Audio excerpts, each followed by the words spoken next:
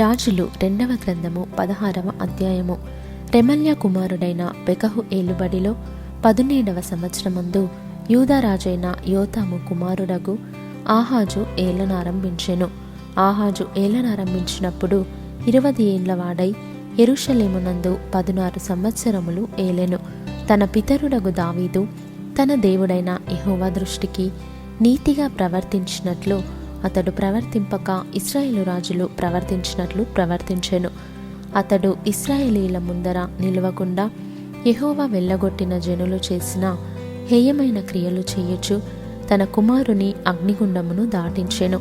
మరియు అతడు ఉన్నత స్థలములలోను కొండ మీదను సమస్తమైన పచ్చని వృక్షముల క్రిందను బలులు అర్పించుచు ధూపము వేయుచు వచ్చెను. సిరియా రాజైన రెజీనును ఇశ్రాయేలు రాజైన రెమల్యా కుమారుడగు పెకహును యెరూషలేము మీదికి యుద్ధమునకు వచ్చి అక్కడనున్న ఆహాజును పట్టణమును ముట్టడి వేసిరి గాని అతనిని జయింపలేకపోయిరి.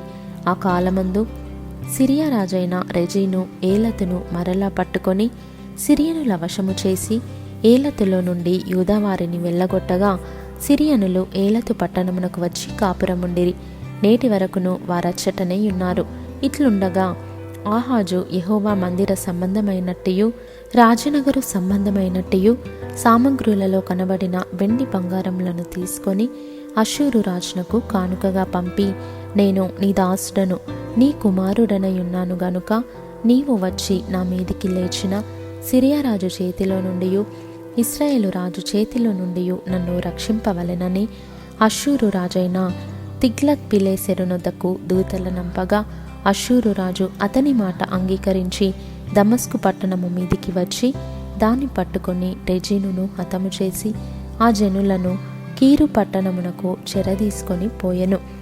రాజైన ఆహాజు అష్షూరు రాజైన తిగ్లత్ పిలేసెరును కలుసుకొనుటకై దమస్కు పట్టణమునకు వచ్చి దమస్కు పట్టణమందు ఒక బలిపీఠమును చూచి దాని పోలికను మచ్చును దాని పని విధమంతయును యాజకుడైన ఊరియాకు పంపెను.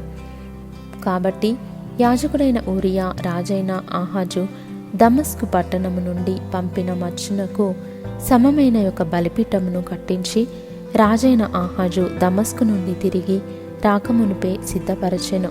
అంతటా రాజు దమస్కు నుండి వచ్చి బలిపీఠమును చూచి ఆ బలిపీఠమునొద్దకు వచ్చి దాన్ని ఎక్కి దహన బలిని నైవేద్యమును అర్పించి పానార్పణము చేసి తాను అర్పించిన సమాధాన బలి పశువుల రక్తమును దాని మీద ప్రోక్షించెను. మరియు యెహోవా సన్నిధినున్న ఇత్తడి బలిపీఠమును మందిరము ముంగిటి స్థలము నుండి అనగా తాను కట్టించిన బలిపీఠమునకు యెహోవా మందిరమునకును మధ్య నుండి తీయించి తాను కట్టించిన దాని ఉత్తర పార్శ్వమందు దానిని ఉంచెను. అప్పుడు రాజైన ఆహాజు యాజకుడైన ఊరియాకు ఆజ్ఞాపించినదేమనగా, ఈ పెద్ద బలిపీఠము మీద ఉదయము అర్పించు దహన బలులను సాయంత్రమున అర్పించు నైవేద్యములను రాజు చేయు దహన బలి నైవేద్యములను దేశపు జనులందరూ అర్పించు దహన బలి నైవేద్యములను పానార్పణములను దహించి ఏ దహన బలి జరిగినను ఏ బలి జరిగినను వాటి పశువుల రక్తమును దాని మీదనే ప్రోక్షింపవలెను. అయితే ఈ ఇత్తడి బలిపీఠము దేవుని యొద్ద నేను విచారణ చేయుట కుంచవలెను. కాగా యాజకుడైన ఊరియా రాజైన ఆహాజు ఆజ్ఞ చొప్పున అంతయు చేసెను. మరియు రాజైన ఆహాజు స్తంభముల అంచులను తీసివేసి వాటి మీదనున్న తొట్టిని తొలగించెను. ఇత్తడి ఎడ్ల మీదనున్న సముద్రమును దింపి రాతికట్టు మీద దానిని ఉంచెను. మరియు అతడు అష్షూరు రాజును బట్టి విశ్రాంతి దినపు ఆచరణ కొరకై మందిరములో కట్టబడిన మంటపమును రాజు ఆవరణము గుండా పోవు ద్వారమును యెహోవా మందిరము నుండి తీసివేసెను. ఆహాజు చేసిన ఇతర కార్యములను గూర్చి యూదారాజుల వృత్తాంతముల గ్రంథమందు వ్రాయబడి ఉన్నది. ఆహాజు తన పితరులతో కూడా నిద్రించి దావీదుపురమందు తన పితరుల సమాధిలో పాతిపెట్టబడెను. అతని కుమారుడైన హిజ్కియా అతనికి మారుగా రాజాయెను.